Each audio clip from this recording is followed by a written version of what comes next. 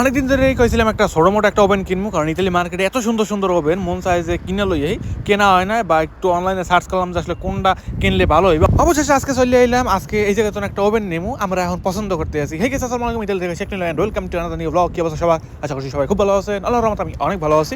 আসলে এত প্রকার ওভেন, মানে কোনটা থুয়ে যে কোনটা নেবেন এ আসলে বাইসে শেষ করতে পারবেন না। যেমন কোনোটা খালি গরম করার লেগে, আবার কোনোটা সবচেয়ে বেশি ভালো রান্না করার জন্য, আবার কোনোটা দিয়ে পিজা বানায়। সো ওভেনের কিন্তু কোনো শেষ নাই। মাইক্রোওয়েভ ওভেন, ইলেকট্রিক ওভেন, তাপওয়ালা ওভেন, বাতাসের ওভেন, মানে এই মার্কেটে অনেক রকমের ওভেন দেখলাম। আসলে আমাদের বাসায় যে ওভেনটা আছে, ওভেনটা অনেক বড়, আর ওইটা আমরা পুরো একটা সেটের লগে পাই। যেমন কিচেন রুমের জন্য পুরো আস্তা একটা সেট আনি, ওই সেটের লগে ওভেনটা আছে। ওভেনটা আসলে বিশাল বড়, 72 লিটার ওভেন।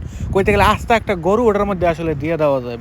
গরু বলেন, ছাগল বলেন, বড় বড় জিনিস আসলে দেওয়া যায়। সো অত বড় একটা ওভেন সচরাচর ব্যবহার করতে লাগে না, বা টুকটাক খাবার দাবার গরম করতে অত বড় ওভেন লাগে না। যাই হোক, এরপরে আমরা এই মার্কেটে আইলাম। মার্কেটে আওয়ার পরে দেখলাম যে ছোট ছোট ওভেনগুলো আছে, আর দেখতেও মাশাআল্লাহ অনেক সুন্দর। এরপরে ভাবলাম যে আর নয় অপেক্ষা, আজকে আমরা যেটা কিনে নেব। এরপরে পাশে তো একটা প্লেট আনলাম। প্লেটটা নিয়ে দেখলাম যে এই প্লেটটা এটার মধ্যে ঢোকে কিনা টেস্ট করতে আসি, কারণ এক একটার সাইজ এক এক রকমের। এইটা হচ্ছে 18 লিটার, আর একটা আছে 20 লিটারের, 22 লিটারের। সো আমরা দেখতেছি যে প্লেট ভালো করে জানি একটার মধ্যে ঢোকে, ওরকম একটা ওভেন নিয়ে আর কি বাসায় খিচুড়ি বলেন, পোলাও বলেন, পিজা বলেন, ওই জিনিসগুলো আমরা আসলে গরম করে খাবো। এরপরে কিন্তু আমরা এই ওভেনটা পছন্দ করে হালাইলাম। এরপরে নিচের তোনে ওভেনের ওই বাক্সটা উড়াই দেবে, কারণ উপরের যে ওভেনটা আছে ওটা ছিল আনবক্সিং করা, এবং বহুত মানুষ এটা ধরছে, সইছে, দেখছে। এইটা আমার পছন্দ হয় না। আমি নিমু একদম বক্স করা, বাসায় নিয়ে পেপার খুলমু, দেখমু যে ভিতরে কি আছে না আছে। এলিগে উপরের যে ওভেনটা আছে, ওভেনটার আমরা পাশে রেখে নিচের তোনে নতুন একটা বক্স কিন্তু বাইর করবো এখন। তারপরে আমি আসলে সমস্ত কিছু দেখতে আছি যে কোনটা দিয়ে তাপ বাড়ায়, কোনটা দিয়ে তাপ কমায়, কোনটা দিয়ে টাইম কম বেশি করে। তারপরে আরও অনেক রকমের সেটিং আছে, ওইগুলো একটু ঘুরে ঘুরে দেখলাম যে ঠিকঠাকভাবে কন্ট্রোল করতে পারে কিনা। আরও অনেক রকমের ওভেন কিন্তু এই জায়গা আছে। কোনো কারণে যদি এটা কন্ট্রোল করতে আমাদের সমস্যা হয়, তাহলে কিন্তু আমরা অন্য একটা ওভেন পছন্দ করতে পারি।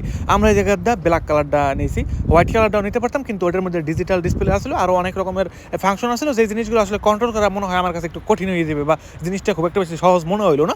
এই লেগে আমরা আসলে এই জায়গায় দিয়ে কালা এই ওভেনটা নিলাম। ওভেনটা ছিল 18 লিটারের, দাম ছিল 70 না যেন 75 ইউরো, বাট এটা কিন্তু অফারে আমরা কিনছি মাত্র 45 ইউরো দিয়ে। কারণ এই মাসব্যাপী শুধুমাত্র অফার চলে ইতালির প্রত্যেকটা মালের উপরে, প্রত্যেকটা জিনিসের উপরে।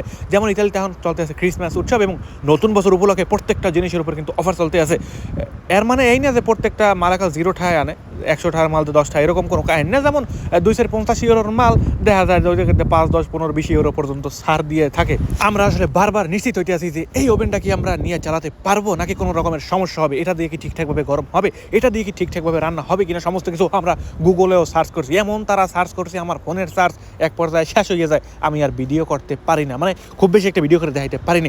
এরপরে কিন্তু আমরা ওভেনটা কিনে নিয়ে বাইরে যাই বললাম, আর এই ওভেনটা দিয়ে আমরা রান্না করা এবং গরম করা দুইটাই আমরা একসাথে করতে পারবো। কেক বিস্কুট থেকে শুরু করে আর অনেক কিছু চাইলে আমরা বানাতে পারবো।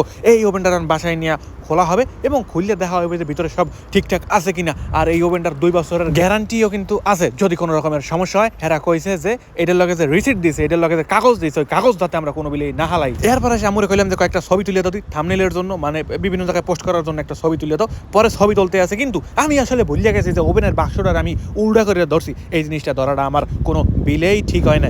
আর ওভেনের সাইজটা একটু ছোট হইলেও বাক্সটা আসলে কিন্তু বিশাল, মানে হাতের মধ্যে লইতে আমার অনেক কষ্ট হয়ে যেতে আছে। আর এমনি পর্যায়ে ওজন তো দেখছিলাম কম, বাক্সের মধ্যে ঢুকানোর পর মানে ওজন গেছে বাইরে, এখন আমার লইতে হইতে আছে কষ্ট। এরপর এটা নিয়ে গাড়ির মধ্যে রাখা লাগবে, গাড়ির অনেক দূরে রাখি। এই জায়গাতে মনে হয় কম হইলেও 4 থেকে 5 মিনিট হাঁটা লাগবে। যাই হোক, যতক্ষণ হাঁটা লাগুক অতে কিছু আহে যায় না। বিকেলের দৃশ্য দেখে দেখে হাঁটতে চলতে খারাপ খুব একটা বেশি লাগে না, কিন্তু বিকালবেলা কিন্তু বেশ ভালো। সেই তো শুরু হয়ে গেছে, সন্ধ্যার পরে আসলে বাইরে থাকা খুব বেশি একটা স্বাস্থ্যের জন্য ভালো না, কারণ সন্ধ্যার পর বাতাসের গতি বাড়িয়ে যায়, রোদ থাকে না, তারপরে শীত বাড়িয়ে যায়, রাস্তার পরে পানি পড়ে থাকলে হ্যাঁ যায় বরফ হইয়া।